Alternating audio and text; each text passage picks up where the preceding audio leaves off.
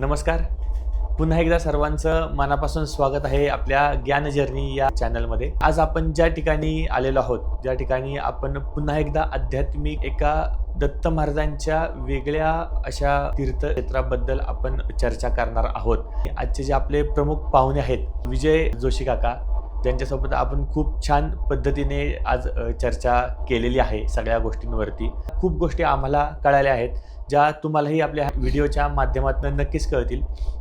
गुरुचरित्र जो मूळ ग्रंथ आहे तो कुणी लिहिला आहे, त्यांचे आत्ता वंशज कुठल्या ठिकाणी आहेत, ती आत्ता जी गुरुचरित्राची मूळ प्रत आहे ती कुठे आहे, कडगंची हे दत्त महाराजांचं जे क्षेत्र आहे नक्की त्याचा इतिहास काय आहे, आणि तिथे जी दत्त महाराजांची एक मूर्ती आहे ती मूर्ती कशी, त्याच्यामधले जे भाव जिवंत कशा पद्धतीने होतात, या सगळ्या गोष्टी आपण व्हिडिओच्या माध्यमातून आणि चर्चा केलेली आहे काकांसोबत.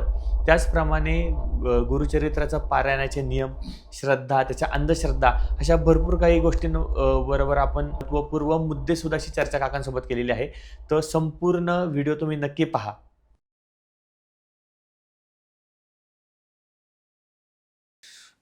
मला अजून एक तुम्हाला विचारायचं की तुम्ही जसं दरवर्षी आता 7 वर्ष तुम्हाला होतील की तुम्ही गुरुचरित्राचं पारायण त्या गुहेमध्ये जाऊन करता. हो.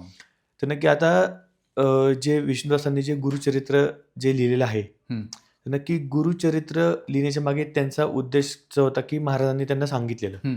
पण आता जे आपण गुरुचरित्र करतो तर त्याच्या नक्की गुरुचरित्रामध्ये श्रद्धा किती प्रकार आहेत आणि अंधश्रद्धा काय काय आहेत? आता गुरुचरित्रामध्ये कसं आहे माहिती आहे का, गुरुचरित्र मुळात नियम जे आहेत ते अवतरणिकेमध्ये दिलेले नियम आहेत. बरं, ते खरे नियम आहेत. म्हणजे किती अध्याय आहेत? 53 अध्याय अवतरणिक. बरं. त्यात नियम काय आहेत? प्रथम दिवसापासून 22व्याचा असावे एक स्थान, अतत्वार्थी भाषणे धरावे मौन, कामादी नियम राखावी, दीप असावे शोभायमान, देव ब्राह्मणा वडिला वंदून पूर्वोत्तर मुख करून वाचनी आरंभ करावा. म्हणजे प्रथम दिवसापासून 22व्याचा आता असावे एक स्थान.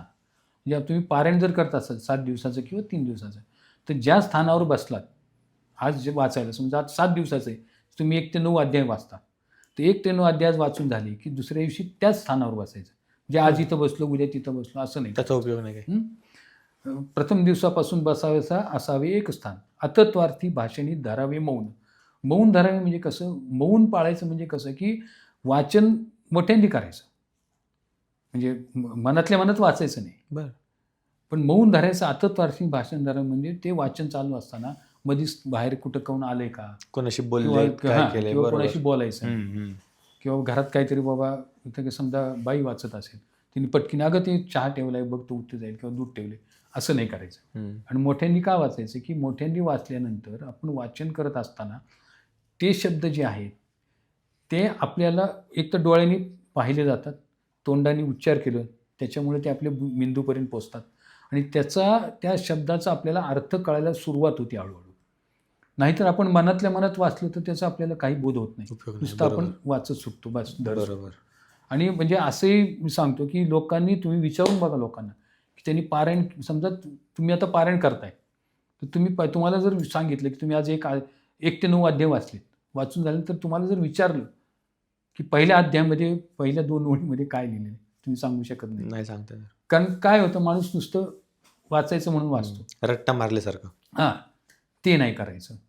आणि गुरुचरित्राचं तुम्ही दुसरा प्रश्न काय मला विचारला होता अजून, की त्याच्यामध्ये अंधश्रद्धा कशा कशा प्रकारच्या आहेत? आता हे अंधश्रद्धा ज्या आहेत त्या कसं केलं की लोकांनी जे गुरुचरित्र ज्या ह्यांनी प्रिंट केल्या, छापल्या प्रकाशकारांनी, त्यांनी आपल्या प्रति खपण्याकरता काही स्तोत्र, काही आरत्या आणि काही ऐकीव नियम त्यात लिहून ऍड केलेले की आपली प्रत खपावी म्हणून. असे बरेच अंधश्रद्धा आहेत की गुरुचरित्र वाचताना एका अंगावर झोपावं, म्हणजे गुरुचरित्र पारायण चालू असताना एका अंगावर झोपलं म्हणजे महाराज आपल्या कानात येऊन मंत्र देतात. हे साप खोटं आहे, पण असं काही नाही आहे ना, असं होत नाही. एवढं महाराज इतकं आपण भाग्यवान नाही की वाचायला सुरुवात केली की लगेच महाराज तुमच्या कानात म्हणतात. बरोबर. त्याच्यानंतर एकान्न खावं, हे पण कुठेही नियम नाही, कुठल्या ह्याच्यात नाही. हे सगळे लोकांनी ॲड केलेले. मी तुम्हाला काहीतरी सांगितलं त्याच्यात तुम्ही काहीतरी प्लस ॲड करून दुसऱ्याला सांगता, असे ते ॲड केले. ते या सगळ्या अंधश्रद्धा आहेत. त्याच्यानंतर हां, आता बायकांनी वाचू नये असं खूप जण म्हणतात. आता मी माझ्या बुद्धीला जे पटतं त्याप्रमाणे मी तुम्हाला सांगतो, की बायकांनी वाचू नये ह्याचं कारण कुठेही गुरुचरित्रात कुठे उल्लेख नाही. 1 ते 53 अध्यायामध्ये कुठे लिहिलेलं नाही आहे, की बायकांनी गुरुचरित्र वाचायचं नाही आहे. आता गुरुचरित्र सांगितलं सिद्धमुनींनी, विष्णूंनी लिहिलं. मग त्याचं जर असतं तर त्यात लिहिलं असतं. दुसरी गोष्ट, गुरुचरित्राच्या 31 आणि 32व्या अध्यायामध्ये माणसाचा म्हणजे पुरुषांचा, स्त्रियांचा किंवा हे करणाऱ्या म्हणजे भिक्षुकी करणाऱ्या, पूजा अर्चा सांगणाऱ्या लोकांच्या, ब्राह्मणांच्या आचार कसा असावा हे त्यात उल्लेख केलेला आहे. मग जर बायकांनी वाचायचं नसेल तर मग त्या अध्यायामध्ये बायकांच्या आचरणाचं हे द्यायचं कारण काय, किंवा कसं आचरण असावं? सौभाग्यवतीने किंवा जिचा नवरा आहे त्या बाईने कसा आचार असावा तिचा, किंवा विधवा बाईंचा आचार कसा असावा तिचा, म्हणजे विधवा बाईंनी काय हे करतात, केश ओपन करून वगैरे ह्याच्यात राहतात, ते कसं राहावं. मग हे उल्लेख करायचं कारण काय. जर पुरुषांनी जर बायकांनी जर वाचायचं नाहीये तर बायकांचा आचार त्यात लिहायचं काही कारण नाही ना. बरोबर. पुरुषांनी त्याच्याशी काही घेणं देणं नाही ना. मग पुरुषांचाच आचार दिला पाहिजे, पुरुषांचा दिलेलाच आहे, किंवा ब्राह्मणांचं दिलंय, जे वैदिक करतात, कार्य करतात, त्यांच्याकरता त्यांचा आचार कसा असावा, त्यांनी किती वेळा संध्या करावी, पूजा कशी करावी, हे सगळं दिलेलं आहे. त्याच्यामुळे माझं तरी असं म्हणणं आहे की हे सगळं सांगोवांगी सगळं झालेलं आहे. हे खरं असा नियम काय, ह्याच्याकडनं त्याला, त्याच्याकडनं त्याला असं कळत गेलेलं पुढे गेलेलं. त्याच्यानंतर गुरुचरित्र लोक जे म्हणतात की गुरुचरित्राच्या वाचनाने गुरुचरित्राचं पारायण केल्याने फळप्राप्ती होती, हे प्राप्ती होतं, हे असं काही होत नाही. हे फळप्राप्ती किंवा जे काय असतं हे जे ती कधी होतं की तुमची सेवा जेव्हा घडती, खरी सेवा जेव्हा तुमची घडली मनापासूनची, ती सेवा घडल्यानंतर तुम्हाला त्याचं काहीतरी अनुभूती येते, काहीतरी फळप्राप्ती होती. पण ती सेवा म्हणजे की गुरुचरित्र वाचन ही सेवा आहे. ती सेवा केव्हा घडते तुमची, की तुम्ही नुसतं वाचलं व 7 दिवस मी किंवा 10 दिवस 12 पारायणे केले म्हणजे झालं असं नाही आहे. ते गुरुचरित्राचा तुम्ही तो आचार आहे, ही वागणूक आहे, ते ज्ञान जेव्हा तुम्ही घेता, आत्मसात करतो, तेव्हा ते खरं म्हणजे, आणि ते करताना तुम्हाला तसं काही बरेच वेळा त्याचं पारायण करावं लागतं. तेव्हा तुम्हाला त्यातले अर्थ कळतात आणि तुम्हाला आचरणं मिळतं. आणि ती सेवा जी घडती, ती सेवा घडल्यानंतर तुम्हाला काही प्राप्ती होती, फळप्राप्ती होती, होत नाही असं नाही, पण ती होती. आणि ते तुमची विधिलिखित असतं. पण ते का होत नाही, काही आपले पापकर्म असतात जुनी, त्याच्यामुळे होत नसतात. आणि ते जाण्याकरता आपण हेच केलं, तर मग ती सेवा घडत गेली की मग ती आपल्याला प्राप्त होते. पण ती तुम्ही असा विचार केला किंवा जोशींनी पारायण केलं, जोशींनी मला सांगितलं की मी 10 पारायणं केली, मला नोकरी लागली, तुम्ही नवीन धंदा टाकला, तर आता माझा धंदा अजून काही जोरात चालू नाही आहे, मग जोशींनी जाईल नोकरी लागली, मग आपणही जोशींनी 7 केली तर आपण 12 पारायणं करू, आपला धंदा जोरात चालेल. कारण त्यावेळेस तुमच्या डोक्यात काय असतं की नुसतं पारायण करायचं, पारायण केल्यानंतर आपल्याला आपला धंदा जोरात चालणार आहे, डोक्यात विचार तेवढाच फक्त असतो, बाकी त्यातलं काही तुमच्या डोक्यात शिरतच नसतं, मग ती सेवा घडत नाही. बरोबर. काही होत नाही. म्हणजे गुरुचरित्राचं पारायण करणं म्हणजे फक्त त्याच्यावर बोट फिरवणं किंवा फक्त ते पटपट वाचत जाणं नाही. प्रत्येक जे वाक्य लिहिलंय त्या वाक्याचा, त्या शब्दाचा अर्थ काय आहे लागला पाहिजे आणि तो आपल्या जीवनासोबत कसा कनेक्ट करतोय आणि आपण ते कसं आचरणात आणतोय, त्याच्यावरती ह्या सगळ्या गोष्टी अवलंबून आहेत. आणि त्याच्यावरती आपली गुरुचरित्राची सेवा म्हणायची. तेव्हा तुम्ही असा एक पूर्ण 53 अध्यायाचा ग्रंथ वाचाल तेव्हा एक गुरुचरित्राचं पारायण झालं म्हणायचं. म्हणजे थोडक्यात आता जे म्हणतात की मी इतके पारायण केली, मी 10 पारायण केली, मी 20 पारायण केली, ते सगळं थोतांडे म्हणायचं. आता मी स्वतः म्हणजे माझा मोठेपणा सांगत नाही, मी आज 6-7 वर्ष झाली पारायण करतोय. तर आता पूर्वी माझे म्हणजे 2 महिन्यापूर्वी दर महिन्याला 2 पारायणे होते, म्हणजे घरी करायचं आणि कडगंचित करत होतो. आता काही कारणामुळे कडगंजीचं माझं 2 महिने झाले खंड पडलाय. ते कारण फार वेगळं आहे, मी सांगू म्हणजे आता इथं सांगणार नाही, तुम्हाला पर्सनलमध्ये सांगेन मी.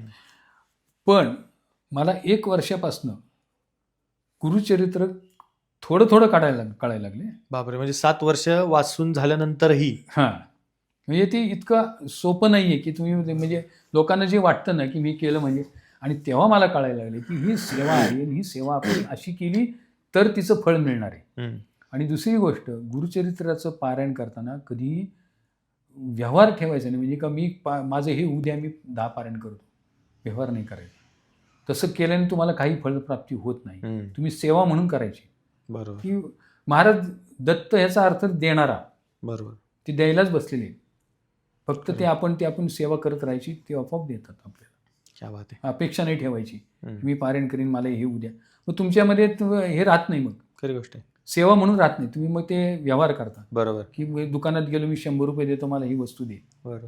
तसं तसं ते दत्त महाराजांसोबत केल्यासारखंच आहे, हां.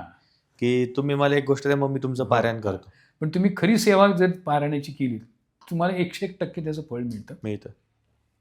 आणि आता मला बरेच 4-5 अनुभव आलेले. आता अनुभव सांगायचे नसतात, पण एक छोटासा अनुभव आहे, तो सांगतो तुम्हाला. हा, त्याच्या आधी फक्त तुम्हाला एक विनंती आहे, की तुम्ही जसं आत्ता म्हणलात की तुम्ही 7 वर्षापासून गुरुचरित्राचं पारायण करत आहात, आणि आत्ता 1 वर्ष झालं की तुम्हाला हळूहळू गुरुचरित्राच्या पारायणातल्या काही गोष्टी कळत आहेत. तर आम्हाला एक थोडं तुम्ही सांगा की तुम्हाला त्यातल्या काय गोष्टी लक्षात येत आहेत किंवा कळाल्या आहेत, ते एक थोडंसं आम्हाला आनंद होईल ऐकायला.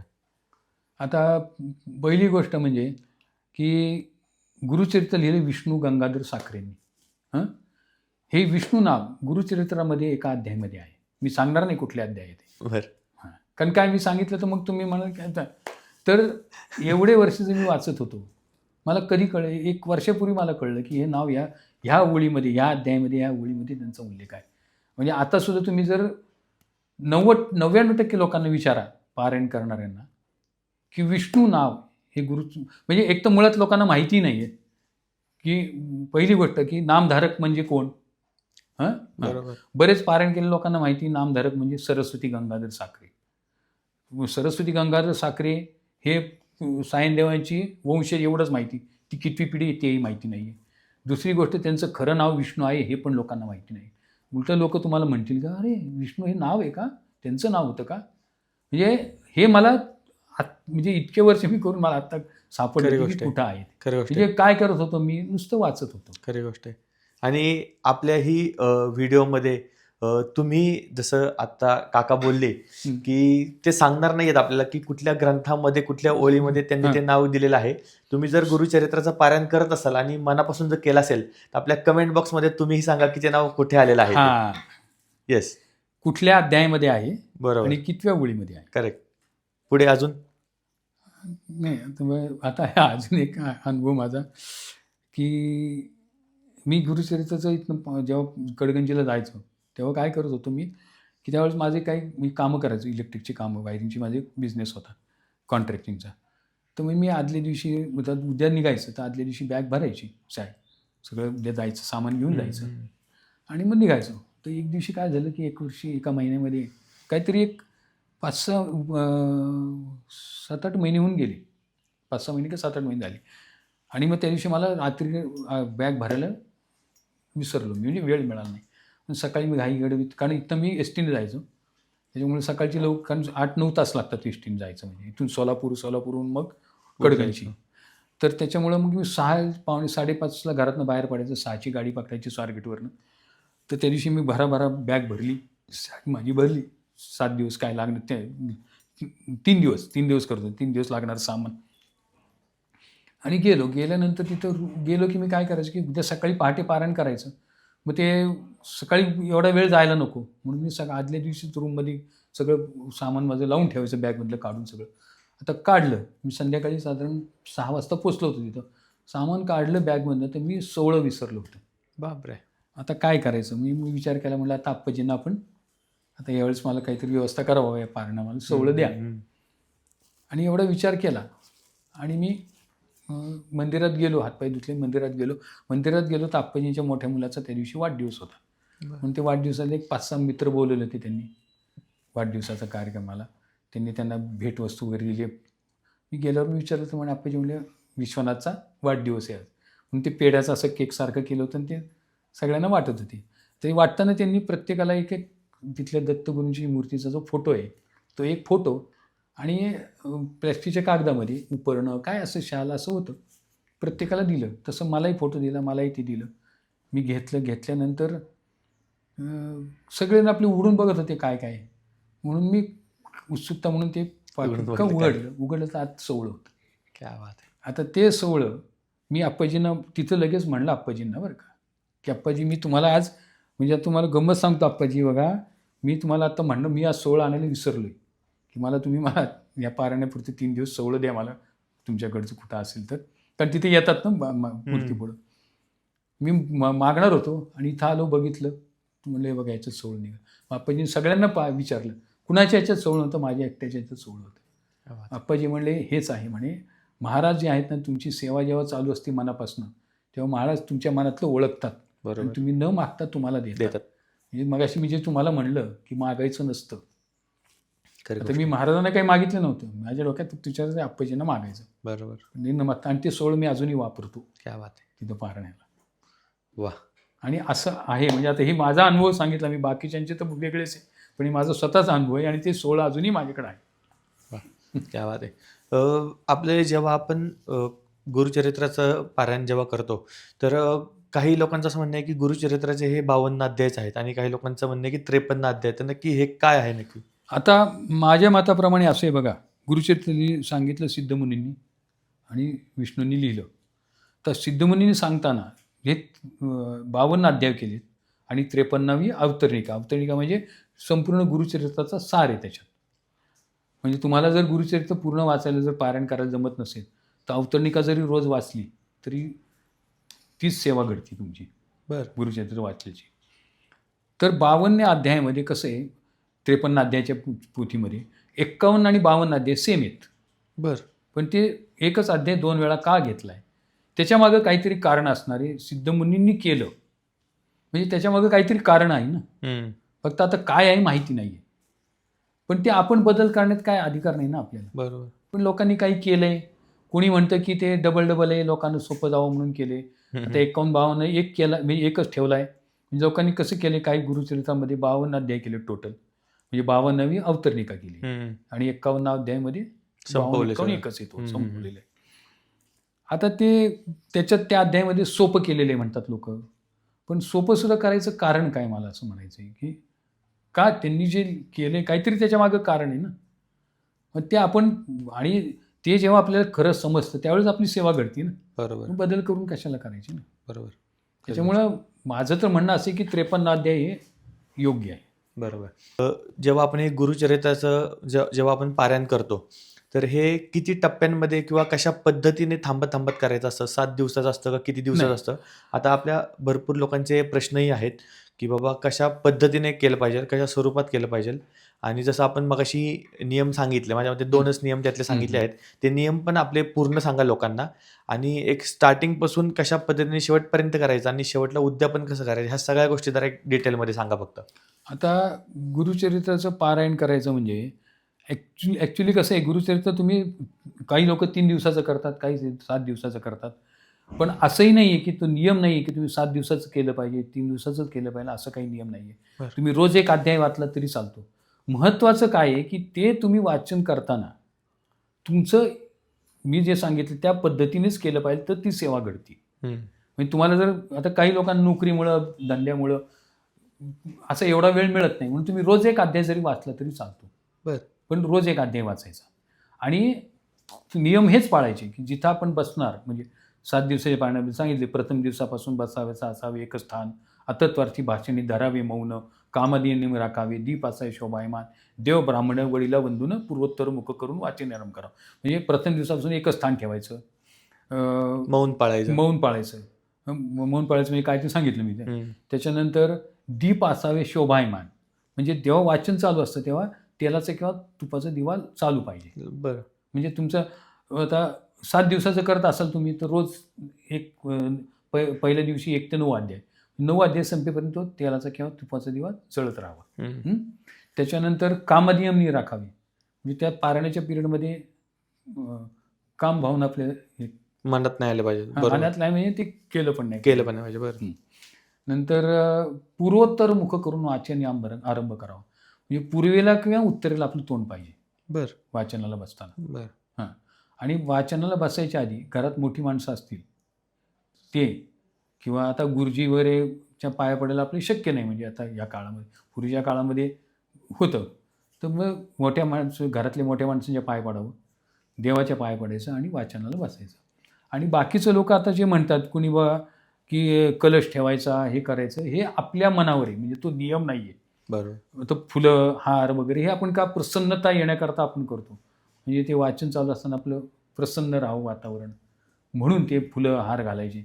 लोक म्हणतात हा नियम आहे का बाबा, किंवा कलश पण ठेवायचा, कलशाची पूजा करायची, किंवा हार घातला पाहिजे, फुलं वाहिली पाहिजेत भरपूर अशी. असं काही नाही आहे, असं काही नाही. हे फक्त आपल्याला प्रसन्न वाटण्याकरता आपण या गोष्टी करायच्या.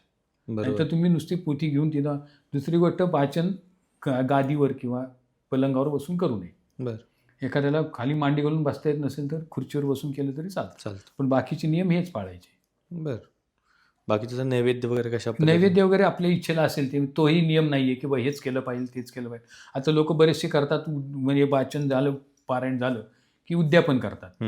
पण उद्यापन करताना बाबा महाराजांना शेवग्याच्या शेंगाची भाजी आवडती म्हणून शेवग्याच्या शेंगाची भाजी करायची, नंतर करड खीर आवडायची म्हणजे गव्हाची खीर म्हणून गव्हाची खीर करतात. पण ते केलंच पाहिजे असं नाही आहे. ह्या सगळ्या भावना आहेत आपल्या. बरोबर. तुम्ही काही नैवेद्य दाखवा, आरती करा आणि सांगता करा त्याची. आणि आता ब्राह्मणाला, सवष्ण ब्राह्मणाला जेवण घालायचं. आता पूर्वीच्या काळामध्ये आपण घालत होतो, त्यावेळेस परिस्थिती तशी होती, शक्य होतं. आणि जेवण किंवा आपण अन्नदान जे करतो किंवा जे घालतो ते अशा ठिकाणी गेलं पाहिजे की ज्या माणसाला खरंच ते खाल्ल्यानंतर, ते जेवण केल्यानंतर त्याचा आत्मा तृप्त होईल. बरोबर. अशा ठिकाणी द्यावं. करेक्ट. आता खात्या पित्या घरातला ब्राह्मण आहे, सवष्ण, त्यांना जर तुम्ही बोलवलं जेवायला, तो जेवण करेल, त्याला काही फारसं काय त्याच्यात वाटणार नाही. बरोबर. पण जे तुम्ही एखाद्या गरीबाला की ज्याला खरीच खायची भ्रांत आहे, अशा माणसाला जर तुम्ही त्या दिवशीचं जेवण दिलं तर तुम्हाला त्याचं जास्त पुण्य मिळेल. म्हणजे असं नाही की तर ब्राह्मणच पाहिजे. बरोबर. तुम्ही उद्या म्हणाल तुम्ही जोशी तुम्ही ब्राह्मण असून तुम्ही असं का बोलता, पण खरी फॅक्ट मी सांगतोय. बरोबर. की तुम्ही ज्यावेळेस काही जे दान देता, काही म्हणजे आता अन्नदान जे काय करतो ते दिल्यानंतर त्या माणसाने जर खाल्लं, प्राशन केलं, तर त्याला जेव्हा त्याचं ढेकर दिलं आणि आज छान जेवण मिळालं, हे जे त्याच्या मनात नाही येतं ना, तो तुम्हाला आशीर्वाद असतो. त्यांनी तुम्हाला आशीर्वाद हात ठेवून दिला पाहिजे असं नाही आहे. बरोबर. त्यांनी अरे आज जेवण मस्त मिळालं बरं का आपल्याला, म्हणजे आपोआप ते आपण जे म्हणतो ना की अन्नदाता सुखी भव, आजच्यासारखं उद्या मिळो. बरोबर. तर ते म्हणजे तसा तुम्हाला तो आशीर्वाद देतो. म्हणून तुम्ही ते त्याच्यात लोक जे म्हणतात की ब्राह्मण, आता त्या काळातले ब्राह्मणांना का बोलवायचे, की त्या काळातले जे ब्राह्मण होते म्हणजे वैदिक करणारे, त्यांची पद्धत, ते सुद्धा गुरुचरित्रात त्याचा उल्लेख आहे बरं का, की ते गुरुजी लोक होते त्यावेळेस तुमच्या घरी सुद्धा ते सत्यनारायणच्या पूजेला आले किंवा कुठल्या पूजेला आले, तर आल्यानंतर पूजा अर्चा करायचे, सांगायचे, ते झालं की उठून निघून जायचे, थांबत नव्हते. मग तुम्ही का गुरुजी थांबा 2 मिनिटं दक्षिणा देतो, मग ते दक्षिणा होऊन द्यायचे.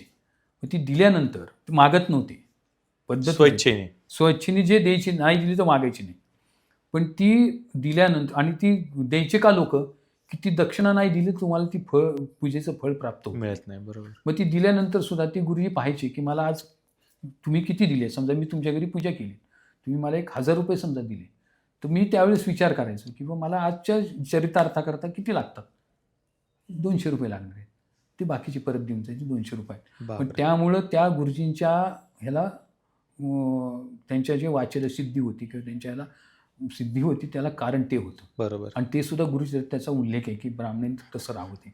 म्हणून मग त्या ब्राह्मणाला जर तुम्ही जेवायला घातलं, म्हणजे त्या काळात म्हणून बोलायचे ब्राह्मणाला, सवष्ण ब्राह्मण त्या घरातले का बोलवायचे, की त्याचा खर्च वाचावा, त्याचे काय उत्पन्नाचं साधन तेवढं त्याचंच आहे, त्याचं तेवढंच आहे. एका दिवशी जर कोणी गुरुजीला ते जेवायला पूजेला जर बोलावलं नाही, कुणाच्याच त्या गावात पूजा नसेल, तर तो भिक्षा मागून जे काय मिळेल ते खायचं. पण त्याला तुम्ही जे जेवायला बोलतो तो तृप्त व्हायचा, त्याचं ते फळ मिळायचं, म्हणून त्यावेळेस ब्राह्मणाला बोलायचं. पण आता आपले ते काय बोलायला नको. आणि जसं तुम्ही बोललात की 7 दिवसाचं पारायण आहे, ते पहिल्या दिवशी 1 ते 9 करायचं, त्याच्या पुढे कसं करायचं? आता त्याच्या पुढे 10 ते 21 आहेत, नंतर 22 ते 25 आहेत, मग 26 ते 29 आहेत, काही अध्याय मोठे आहेत म्हणून ते आता 30 ते 35 आहेत, 5 अध्याय आहेत. नंतर पुढचे 36 ते 38 आहे, म्हणजे 3च अध्याय, 36, 37, 38. तर ते 36 आणि 37 मोठा आहे अध्याय, म्हणून ते 3च अध्याय. असे तो क्रम आहे त्याचा. नंतर 38च्या नंतर 39 ते 43 आहेत, आणि मग 43 नंतर 44 ते अवतरणिका, 53 पर्यंत. म्हणजे असं पूर्ण 7 दिवसाचं पारायण ते असं पद्धतीने करायचं होतं. आणि 3 दिवसाचं आता माझ्या हे क्रम लक्षात नाही आहे किती आहेत ते 3 दिवसाचे, पण 3 दिवसाचं पारायण आणि ते गुरुचरित्रात म्हणजे लिहिलेलं आहे. काही काही गुरुचरित्रामध्ये लिहिलेलं आहे. बरं. तर ते काहीतरी पहिल्या दिवशी 1 ते 24 असं काहीतरी आहे. माझ्याकडे आहे नोंद केलेली, पण आता मला आठवत नाही ते. आणि नाही तर मग आपलं बाकी जमणार नसेल तर रोज एक अध्याय वाचायचा. असायचं. फक्त अध्याय तो पूर्ण करायचा, म्हणजे अर्धा नाही वाचायचा. हम्म, हम्म, हम्म. आता काय 36-37 मोठे म्हटलं ना, आता बघा 1 ते 9 म्हणजे 9 अध्याय आहेत पहिल्या दिवशी, पण तेच 36 ते 37 3च अध्याय. 3च अध्याय. म्हणजे ते बरोबर. किती मोठे असतील खूप अध्याय. मोठे अध्याय. आता 38वा लहान आहे, हम्म. 36वा खूप मोठा आहे, त्याच्यापेक्षा छोटा 36 आहे. मग 36वा एवढा मोठा आहे, मग वेळ नाही मिळणार आपल्याला म्हणून असं नाही आहे. आणि शक्यतो पारायण म्हणजे तुम्ही वाचन गुरुचरित्राचं दिवसभरात कुठल्याही वेळेला केलं तरी चालतं. पूजेचं पण त्याच्यात तसंच आहे गुरुचरित्रात. पूजा जर तुम्हाला सकाळी नाही जमली तर दुपारी करा, दुपारी नंतर संध्याकाळी करा, पूजा करा. बरोबर. पण सकाळच्या वेळेत काय करायचं म्हणजे आपण जे ह्याचा ब्राह्ममुहूर्त म्हणतो, आपण सकाळी उठलो की आपलं मेंदू फ्रेश असतो, शांत असतो, डोक्यात कुठलाही विचार नसतो. बरोबर. मग त्यावेळेस तुम्ही ते वाचन करता, त्यावेळेस तुमच्या डोक्यात शिरतं ते. बरोबर. तेच जर तुम्ही नंतर कामाच्या ह्याच्यात दिवसभरात तुम्ही वाचू शकता, दुपारी संध्याकाळी केव्हा वाचा, पण त्यावेळेस तुमच्या डोक्यात बाकीची चक्र चालू विचार असतात, असतात. नोकरीचे बरोबर. काम, तर ते तेवढं लवकर डोक्यात शिरत नाही. म्हणून शक्यतो सकाळी लवकर ब्राह्ममुहूर्तावर किंवा आपण उद्योगाला लागायच्या आधी वाचावं, म्हणजे ते लवकर आत्मसात होतं. काय बात आहे. आता अजून एक विचारायचं तुम्हाला की आपले जे हे 53 अध्याय आहेत गुरुचरित्रातले, तर त्याच्यातल्या आपण एक थोडक्यात काही सांगू शकतो की बाबा पहिल्या अध्यायामध्ये काय सांगितलं आहे, किंवा नरसिंह सरस्वती महाराजांनी काही चमत्कार केलेले आहेत, त्याच्या 1-2 आपण स्टोरीज वगैरे काय सांगू शकतो का, गोष्टी, कथा? त्याच्यातली म्हणजे आता तुम्हाला सांगतो बघा, 38वा अध्याय. एक गरीब ब्राह्मण असतो, एक गरीब शूद्र असतो, एक तो दुसऱ्याची शेत पिकवत असतो, म्हणजे शेतात धान्य. आता तो तिथनं महाराज जेव्हा जात असतात तिथनं संगमावर रोज, तेव्हा जाताना तो महाराजांना नमस्कार करायचा, पाया पडायचा, महाराज निघून जायचे आणि तो आपल्या शेतीत काम करायचा. असं बरेच दिवस त्याचं चाललेलं असताना एक दिवशी महाराज त्याला विचारतात, तू रोज मला नमस्कार करतोस, काय करतो? तो सांगतो की महाराज, मी तुमची सेवा करायची म्हणून नमस्कार करतो आणि त्याच्यामुळे माझ्या शेतीमध्ये मला भरपूर पीक येतं. तर महाराज म्हणले, मग तू एवढी सेवा करतो तर माझं एक ऐकशील का? तो म्हणे, ऐकतो. काय? म्हणे, तू सगळं शेत कापून टाक. बरं. तो म्हणलं, ठीक आहे, तुम्ही म्हणाल ती तुमची इच्छा, म्हणजे तुमचे शब्द तो शिरसावंद. म्हणून महाराज एवढं सांगतात, निघून जातात. तो सगळं शेत कापून टाकतो, म्हणजे चांगलं वाढायला आलेलं. ते कापल्यानंतर त्याच्या घरातल्याची बायको आणि मुलं त्याच्याकडं येऊन खूप भांडतात त्याच्याशी, त्याला मारायला लागतं ते कापताना. तो ऐकत नाही, कापून टाकतो. आणि मग ते राजाकडे जातात गावात तलाठी, आणि त्याला सांगतात की बाबा माझ्या बहिणी असं असं केलेलं आहे आणि सगळं शेत कापून टाकलं एका साधूच्या नादाला लागून. तर ते त्यांच्याकडनं त्यांनी कर्ज घेतलेलं असतं शेत पिकवण्याकरता, धान्य घेतलेलं असतं बी. तर ते म्हणतात, आम्हाला काय त्याशी घेणं देणं नाही, आम्हाला काय, आम्ही त्याला धान्य दिले आणि ते आम्हाला लिहून दिलेले की मी धान्य एवढं एवढं तुम्हाला धान्य देणार, तर तो बघेल काय ते एवढं होतं. आणि नंतर महाराज परत येतात तर ते शेत खरंच कापलेलं असतं. तर महाराज त्याला म्हणतात, तू अरे वेडा आहेस का, मी सांगितलं तू कापून टाकलं? म्हणलं, हो, तुम्ही म्हणलात मी कापून टाकलं, तू खरा भक्त आहेस म्हणे. आणि त्याला आशीर्वाद देतात. तर आशीर्वाद दिल्यानंतर महाराज निघून जातात. तर त्या दिवशी इतका पाऊस होतो त्या गावामध्ये की सगळं शेती सगळी वाहून जाते सगळ्यांची. बापरे. सगळ्यांची फळाला आलेली पिकं सगळी नष्ट होतात, फार सगळं नायनाट होऊन गावात हाहाकार उडतो. फक्त ह्याचं पीक त्याच्यानंतर ते पीक त्याचं उगवले कापून टाकलेलं होतं. नंतर ते इतकं ते वादळ निघून गेल्यानंतर, पाऊस निघून ओसरल्यानंतर त्याचं पीक इतकं वाढतं, कारण त्याला पाणी मिळतं आणि ते पीक वाढतं. आणि वाढल्यानंतर तो त्या गावाला अन्न पुरवतो, त्याचं ऋण फेडतो घेतलेलं. आणि मग त्याच्या बायकोला पटतं, तिची बायको तिची शेतीतली त्या शेताची पूजा करते. मग महाराजांना भेटायला जातात. म्हणजे महाराजांनी त्यांना म्हणजे आपण जे म्हणतो ना की महाराज खरोखर तुम्ही न मागता देतात, फक्त तुम्ही त्यांची श्रद्धा ठेवली पाहिजे. त्यांनी सांगितल्यावर एका शब्द न ऐकता त्यांनी कापून टाकलं, पण त्याचं हे झालं. क्या बात आहे. आणि त्याचा मला एक ते तो शूद्र होता ना, त्याचा कोणीतरी वंशज एकदा तिथं कडगंचीला आला होता. बरं. तो मला विचारत होता की मी त्याचाच वंशज आहे म्हणे, कितवी पिढी मला सांगता येत नाही म्हणे, पण मी ऐकत आलो की त्याच ह्याच्यातल्या मी वंशातला आहे. पण म्हणे माझं का अशी अवस्था आहे म्हणे, माझी इतकी बिकट अवस्था आहे, वाईट अवस्था आहे म्हणे. मी म्हणलं हे मी कसं काय सांगू. नाही म्हणे तुम्ही आता एवढी सेवा करता, तुम्हाला काय कळतं का. म्हटलं मी तसला साधू हे नाही आहे म्हटलं, मी फक्त सेवा करतो. पण एक सांगतो तुम्हाला की तुम्ही महाराजांची सेवा करत राहा मनापासून, तुमचं हे सगळं जे काय असेल ना ते निघून जाईल म्हटलं. क्या बात आहे.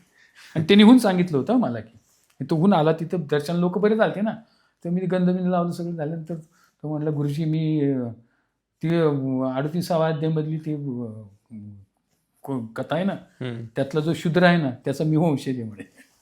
क्या बात आहे. पण म्हणे मला तुम्हाला विचारायचं की माझी अवस्था अशी काय वाईट, वा. परिस्थिती माझी एवढी बिकट काय. नाही बरोबर ना. आम्ही पण आता एक लेटेस्ट एक पॉडकास्ट घेतला आम्ही तुळजापूरमध्ये. नंदीबुवा अंबुलके म्हणून आहेत, तुळजापूरमध्ये राहतात. जशा आपल्या ह्या करुणा पादुका आहेत तसे पण त्यांच्या घरात शक्तियुक्त पादुका आहेत. त्याच्यावरती आत्ता पण घेतला होता त्यांचा पॉडकास्ट. ते पण नरसिंह सरस्वती महाराजांचे नरहरी त्यांचे वंशज आहेत ते पण. तर मग त्यांच्या नरहरी सायनदेव बरोबर, नंदी नरहरींचे ते वंशज आहेत. त्यांच्या घरी पण शक्तियुक्त पादुका तुळजापूरमध्ये आहेत. अच्छा. तिकडे पण म्हणजे आम्ही दर्शनाला वगैरे जाऊन आलेलो आहोत त्या ठिकाणी पण. अशा भरपूर ठिकाणी म्हणजे खूप अशा पादुका आहेत. आता आपल्याकडे ज्या पादुका आहेत मग त्याचं कशा पद्धतीने कार्य चालतं आणि कशा पद्धतीने आपण पूजा अर्चा करतो. आता त्या पादुकांचं कसं आहे की आप्पाजी काय करतात की आप्पाजीचं तत्व आहे पहिल्यापासून की लोकांना जास्तीत जास्त लोकांना याचा सेवा मिळावी म्हणून आप्पाजी पादुका घेऊन गावोगावी फिरतात. पुणे, मुंबई आणि बरेच ठिकाणी जातात. म्हणजे महाराष्ट्रात कुठलंही गाव असं नाही की त्यांनी फिरलेलं नाही. बरं. पण ह्या ज्या मेन तुम्ही जी कथा सांगितली कडगंजीमध्ये ज्या मेन पादुका सापडलेल्या त्या ह्याच पादुका आहेत. त्याच पादुका आहेत. त्याच घेऊन आप्पाजी निघतात. बरं. आणि लोकांच्या घरी जातात. म्हणजे आता पूर्वी कसं व्हायचं की लोक येऊन विचारायचे किंवा या पादुकांची आम्हाला पूजा करायची. मग आप्पाजी म्हणायचे की तुम्हाला इच्छा आहे का तुमच्या घरी, मग घेऊन यायचे. पण त्याला नियम काही नाही आहेत. बरं. किंवा तुम्ही अमुक एवढे पैसे दिले पाहिजेत तरच आम्ही पादुका घरी आणू, दक्षिणा दिली पाहिजे. आप्पाजी म्हणतात तिची सेवा करा तुम्ही, पैसा काही नको आहे. महाराजांना काळजी याची, आपण नाही काळजी करायची. आपण पैसे मागायचे नाहीत कुणाला आणि तुम्ही दिलेत तरच होईल असं नाही आहे. महाराज सगळी काळजी घेतात. तरी आप्पाजी पादुका घेऊन येतात. तुम्ही त्याची आता पूर्वी किती वेळ ठेवायचे, पण आता कसं होतं की बरेच लोकांच्या घरी जायचं असतं म्हणून 1 तास 2 तास ठेवतात. तुमच्या घरी तुम्ही पूजा करा. म्हणजे त्याला असंही नाही की तुम्ही अभिषेकच केला पाहिजे किंवा ब्राह्मण बोलून सगळ्या विधी केला पाहिजे. तुम्हाला काही शक्य नसेल तर तुम्ही नुसतं जरी पादुकांची आपण देवाची पूजा करतो तशी केली तरी चालते. तुमच्या इच्छेला असेल तसं तुम्ही नैवेद्य दाखवा, पूजा करा, प्रसाद वाटा लोकांना. म्हणजे नियम काही नाही आहेत त्याचे. बरोबर. फक्त तुमच्यातनं सेवा घडावी म्हणून मग घरात आम्ही घेऊन जातो पादुका. आणि ज्यांना शक्य असतं ते मग गाडी ठरवलेलं असतं, मग गुरुजींना आणतात. त्यांच्या पद्धतीने तो कार्यक्रम वगैरे करतात. पण त्याला पैसे आम्ही कुणी मागत नाही, आप्पाजी पण मागत नाही. बरं. आता आपले जे प्रेक्षक लोक आहेत जे बघत आहेत व्हिडिओ वगैरे, त्यातल्या आता भरपूर जणांची इच्छा असते. तर त्यांच्याकडे जर आपल्याला पादुका जर ते बोलले की आमच्याकडेही येऊ शकतात का, तर येऊ शकतात का? त्याला काय प्रक्रिया आहे? काही नाही प्रक्रिया, काय नाही. तुम्ही म्हणजे मला फोन केलात तर मी तुम्हाला आप्पाजींचा नंबर देईन किंवा मी सांगेन की बाबा तुम्ही कुठलं गाव आहे तुमचं, मग त्या गावात कधी येणार आहेत साधारण. मला कळलं की मी तुम्हाला सांगू शकतो की बाबा ह्या दिवशी त्या एरियात आहेत. किंवा तुम्ही आप्पाजींना जरी फोन केलात तरी आप्पाजी सांगतात की मी या एरियात ह्या दिवशी येईन, मग तुम्ही मला आल्यावर फोन करा, मी तुमच्या घरी येईन. ज्या कुठल्या दिवशी येतो ते सांगतो किती दिवस आहे तिथं. आता समजा पुण्यात आली की मला कळतं मला की मग मी माझ्या ग्रुपवर टाकतो की आप्पाजी पुण्यात आलेले आहेत आणि पादुका आहेत. मग लोक मला सांगतात की बा या दिवशी पाहिजेत, मग आहेत का विचारा. त्याच्याप्रमाणे आम्ही ठरवतो आणि मग तुम्हाला फोनवरनं कळू शकतं की बाबा या दिवशी आहे तिथं, आणि आले की मग तुमच्या घरी घेऊन येतात.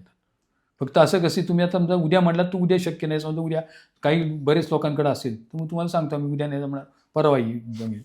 त्याच्याप्रमाणे घरी घेऊन येतो आम्ही पादुका. एक फक्त तुम्हाला एक शेवटचा प्रश्न आता मी विचारतो की आपले जे प्रेक्षक वर्ग जो आहे, तर भरपूर लोक दत्त भक्त आहेत, दत्त साधक आहेत, साधना करतात. किंवा गुरुचरित्राचं पारायण करतात किंवा आजकालची जनरेशन पण तरुण पिढी जी आहे ती दत्त मार्गाकडे येण्यासाठी कशा पद्धतीने सेवा करायला हवी दत्त महाराजांची एक थोडक्यात एक तुम्ही सांगा फक्त. पहिली गोष्ट म्हणजे त्यांनी यावं असं कुणी काही प्रयत्न करू नये. म्हणजे ही गोष्ट जी आहे ही सांगू म्हणजे तू अभ्यास कर पास होशील असं सांगून म्हणजे हे होत नाही. हे कसं आहे तुम्हाला आतनं लागतं, मनातनं लागतं, तुमच्या आपोआप येतं ते. आता मी तुम्हाला माझं उदाहरण सांगतो त्यातलं, की माझा पूर्वी टुरिस्टचा धंदा होता. तेव्हा गाडीवर ड्रायव्हर होता. जिथे म्हणजे देवस्थानच्या ठिकाणी जायचं असलं की तू लोक म्हणायचे ड्रायव्हर नको, कारण ड्रायव्हर कसं आहे कुणी पिणारे असतात, कुणी सिगरेट ओढणं हे ते, म्हणून तुम्ही या. मग वयस्कर लोक असायचे तर मी जायचो. आता मी अक्कलकोटला त्यावेळेस कमीत कमी 25-30 वेळा गेलो असेल. बरं. त्या काळात मी कधीही म्हणजे दर्शनाला आत गेलो नाही. बापरे. कमाल तिथं असून सुद्धा तिथला प्रसाद कधी जेवायचा प्रसाद कधी घेतला नाही. बाहेरच जेवायचो किंवा दर्शनाला जात नव्हतो. हे कसं असतं बघा, त्यावेळेस मला म्हणजे ती बुद्धी, मला जरी कोणी सांगितलं असतं तरी मी गेलो नसतो, कारण तेव्हा अजून माझे म्हणजे ती माणसाची वेळ पण यावी लागते ह्या मार्गात जाण्याची. पण नंतर मला जेव्हा मी हे करायला लागलो तेव्हा मला जाणवायला लागले की अरे आपण त्यावेळेस फुकट जात होतो पण कधी दर्शन घेतलं नाही किंवा तिथं प्रसाद घेतला नाही, आणि आज आता तिकीट काढून आपण पैसे खर्च करून तिथे दर्शनाला जातो. म्हणजे तुम्ही म्हणजे म्हणायला लागतं की तरुण पिढीला, तुम्ही तरुण पिढीला जा कर म्हणून होत नसतं. ते सांगितल्यानंतर कसं आहे की त्या पोरांना मग डोक्यात काय विचार येतो की परत की मी हे केलं तर मला हे फळ मिळणार आहे बरं का, मग मी जातो. थोडक्यात जे काही ते मनापासून आणि ते बरोबर गुरु बोलून घेतात. तुमचं तुम्हाला मनात आलं पाहिजे की मी जावं, आणि ते होतं. म्हणजे तुमच्या जे पूर्वकर्माप्रमाणे जर असेल तर होतं, नसेल तर होत नाही. म्हणजे तुम्ही किती प्रयत्न केले तरी तुम्ही तिथं म्हणजे तुमचं आयुष्य सगळं जाईल पण तुम्ही पाया पडणार नाही, कारण तुमचे ते कर्मातच नसतं लिहिलेलं. बरोबर. मागच्या जन्मीचे कर्म आहेत त्याच्यात. आता तिथं कडगंजीला एक 6 लेडीज आले ते पुण्यातले दर्शनाला. बरं. दर्शनाला आल्यानंतर मी तिथं दर्शन घेत होते आम्ही, गंधबिंदला सगळं झाल्यानंतर त्यातली एक जण काय म्हणली की काका म्हणे मी आज ठरवलं होतं काही झालं तरी मी कडगंजीला दर्शनाला जाणारच. तर त्यातली एक जण काय म्हणली, तसं नाही आहे म्हणे, तिला म्हणली हे महाराजांची इच्छा असेल तरच आपण येतो. म्हणजे कसं काय तू असं म्हणते. ती म्हणाली मी ह्याच्यापूर्वी 4 वेळा ठरवलं होतं कडगंजीला जायचं. जेव्हा मला कळलं की कडगंजी असं ठिकाण आहे तर माझे 3 वेळा असं झालं की मी ठरवलं की उद्या ड्रायव्हरला बोल, उद्या गाडी घेऊन ये म्हणून. ते पैसे ठरले, सगळं झालं. सकाळी त्याचा मला फोन आला की माझ्या गाडीला प्रॉब्लेम आहे, मी आज काही येऊ शकत नाही. 4थ्या वेळेस म्हणे मी हडपसरपर्यंत आली आणि हडपसरला गाडी बंद पडली. बापरे. कॅन्सल झालं. आणि आता म्हणे मी आज जी आले तर काल ह्याच मला जिने प्रश्न विचारला आहे तिने मला काल रात्री 10 वाजता फोन केला की आम्ही 6 जणी कडगंजीला जाणार आहेत पण त्यातली एक जण कॅन्सल झाली, तर आम्हाला एक कॉन्ट्रीब्युशनला कोणीतरी पाहिजे, तर तुझ्या असं आम्ही कडगंजीला जाणार आहे, तुला याची इच्छा आहे का, ठिकाण तुला माहिती का. ती म्हणे मी एका पायावर तयार झाली आणि मी आले म्हणे. म्हणजे महाराजांनी मला आत्ता बोलवलं होतं. बरोबर. म्हणून म्हणजे तुम्ही कोणाला सांगून, तुम्ही आता जे म्हणालात की मुलांना काही सांगून उपयोग नाही, ते आपोआप त्यांना ज्यांच्या कर्मात आहे त्यावेळेस ते घडेल. होतच.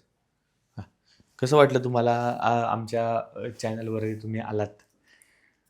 मुळात म्हणजे मला ह्या गोष्टीचा आनंद झाला की ह्या गोष्टी चॅनल भरपूर आहेत यूट्यूबचे, वाटेल ते आहेत. म्हणजे एखाद्या हिरोचं, एखाद्या हिरोईनचं किंवा एखाद्या पिक्चरचं ह्या गोष्टीची माहिती सांगणारे, तो हिरोनी कसं आयुष्य काढलं, तो कसा आता मोठा झाला, कसा होता, पण हे सांगणारी लोक आहेत हे आता मला कळलं की, आणि हे करायला पाहिजे.